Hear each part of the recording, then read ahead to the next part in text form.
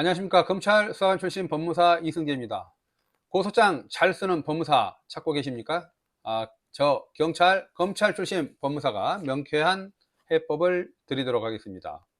사기, 명예훼손, 주거침입, 폭행, 가정폭력 등 각종 형사사건 피해를 당하여 고민하는 피해자는 주저하지 마시고 사전 검찰 출신 법무사와 상담을 통해서 범죄 성립 여부 등 사건에 대해서 충분히 검토 후에 고소장을 제출하는 것이 사건 해결에 있어서 현명한 방법이라고 할 수 있습니다.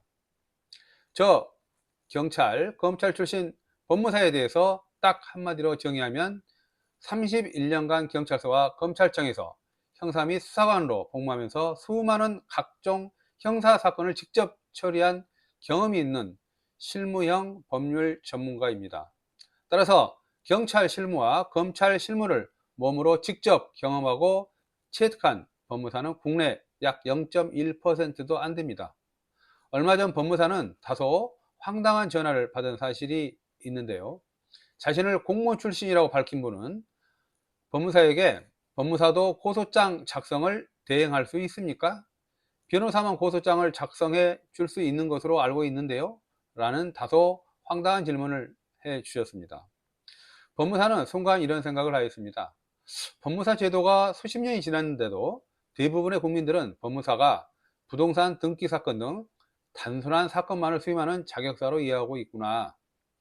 법무사의 자격의 형사사건 활동에 대한 대국민 홍보가 절실해 보여 씁쓸한 마음을 감출 수 없었습니다.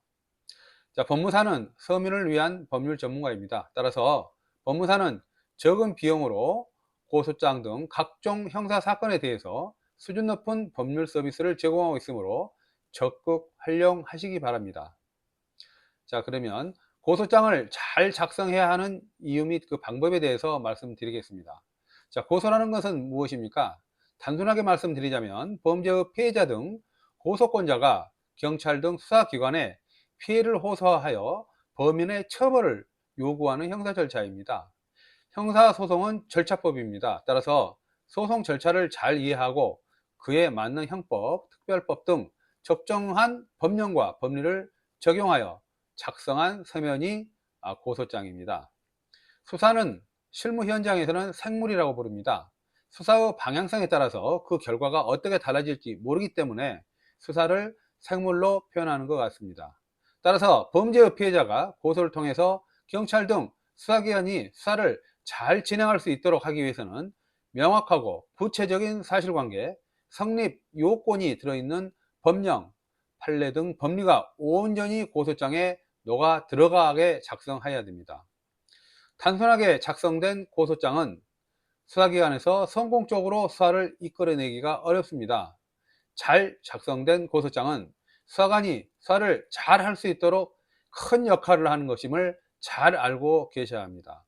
고소장은 수사의 나침반 역할을 합니다. 이상 경찰과 검찰 수사관 모두 경험한 경험이 있는 형사 법무사 이승재입니다. 감사합니다.